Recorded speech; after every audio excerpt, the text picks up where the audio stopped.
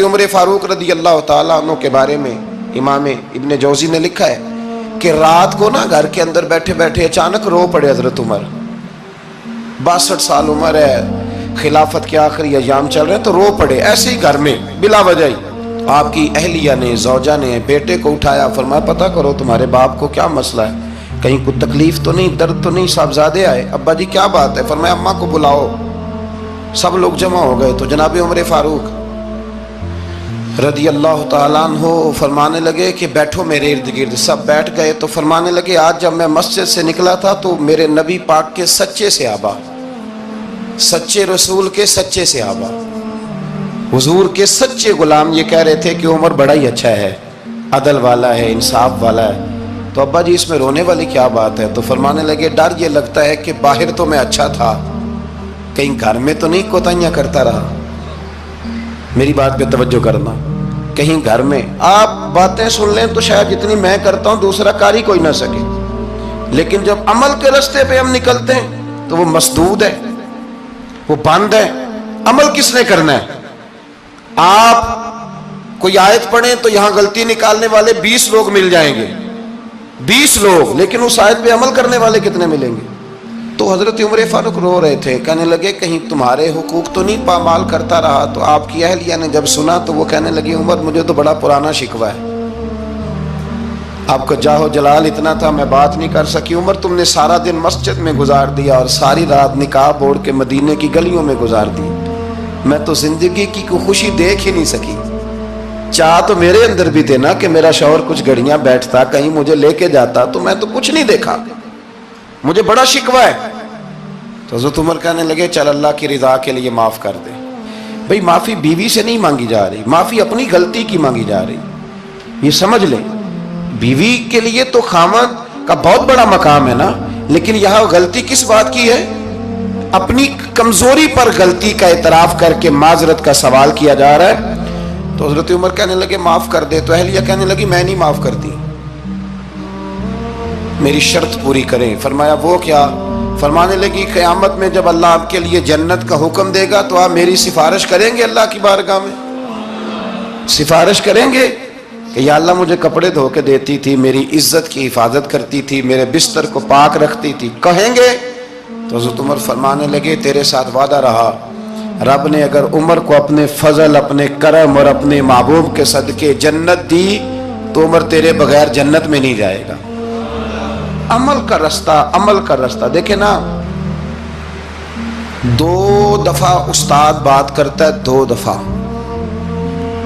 اور کوئی زیادہ, ایک تو ہے نا کہ ایم اے اور جناب ایم ایڈ اور ایم فل اور پھر پی ایچ ڈی قسم کا استاد. ایک وہ جو matric P T C teacher ہے نا, وہ 2 دفعہ اسٹوڈنٹ کو کام کہے تو تیسری دفعہ وہ ناراض ہو جاتا ہے, کہتا ہے میں 2 دفعہ کہا ہے.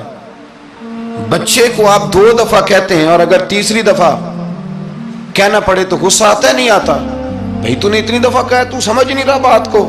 اور اگر اللہ کریم قرآن مجید میں سینکڑوں دفعہ کہے نماز پڑھو, سینکڑوں دفعہ, اور یہ بہانے کر رہا ہے, یہ بھی پروگرام بنا رہا ہے, پھر کہتا ہے میں بے چین رہتا ہوں, میں بے قرار رہتا ہوں. عمل کا رستہ اس کو اختیار کریں, آپ سکون میں رہیں گے.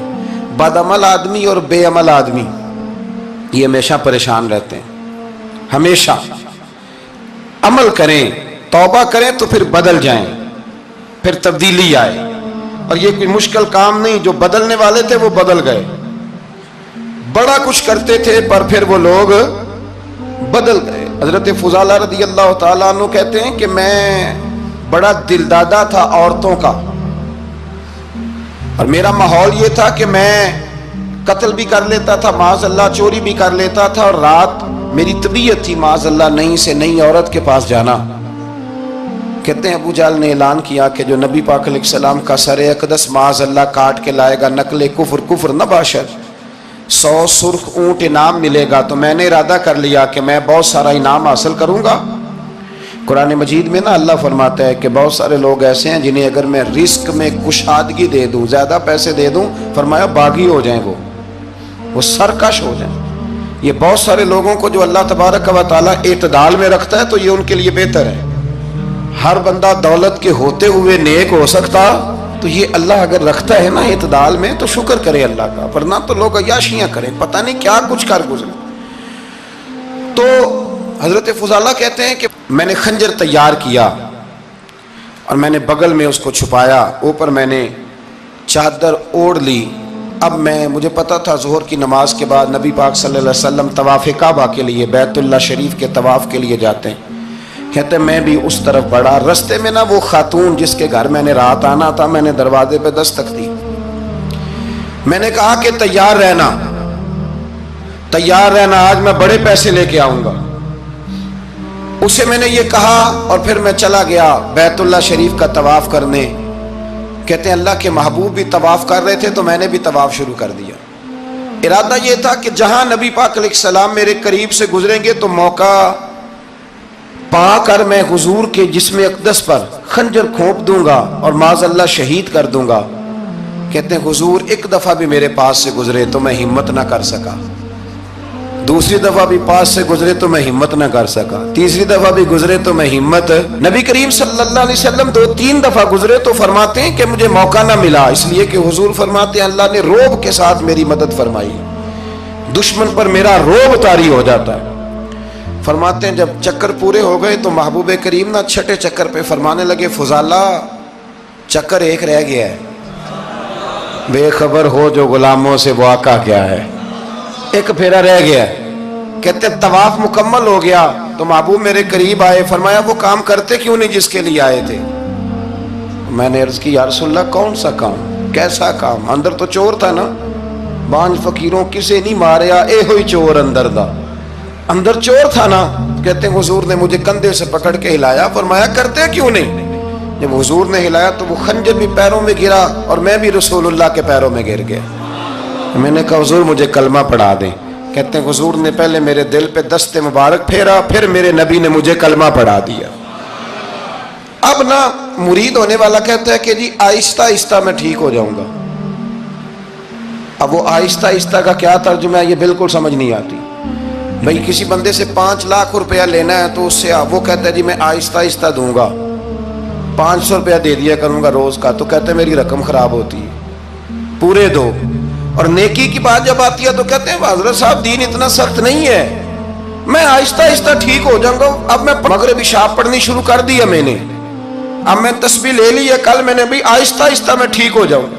یعنی رقم لینی ہو تو وہ آہستہ آہستہ قبول نہیں ہے، لیکن اور مکان کی رجسٹری اگر کرانی ہو تو مالک مکان کہے گے آہستہ آہستہ کرا لو، کہتے ہیں پیسے پورے دیے، سویرے چل اور بیان دے۔ یہ کیا بات ہوئی؟ یہاں یہ جو ہمارا ماحول تھا نا کر لیں گے ہو جائے گا، یقین کریں لوگ قبروں میں چلے گئے ہیں پر مسجدوں میں نہیں آئے، ہر کام سے لوگ ریٹائر ہوئے پر گناہوں سے ریٹائر نہیں ہوئے، آخر تک تباہی اتر گئی لیکن لوگ بدلنے کو تیار نہ ہوئے۔ حضرت فضالہ کہتے ہیں ابھی میں نے کلمہ پڑھا، ابھی میں واپس آیا، رستے میں وہ بی بی کھڑی تھی، کہتے ہیں میں وہ شخص تھا کہ عورتیں مرتی تھی میرے اوپر اور کسی کی جرت تھی کہ وہ آئیں بائیں شائیں کرے، لیکن فرماتے ہیں میں بی بی کے پاس سے گزر گیا، پہلے تو اس کا خیال تھا رکے گا، لیکن جب میں رکا نہ تو دروازے پہ آئی، اور جب میں گزر گیا تو اس نے آواز دی، لیکن میں نے سنی انسنی کر دی، جب آگے بڑھا تو میرے پیچھے دوڑی۔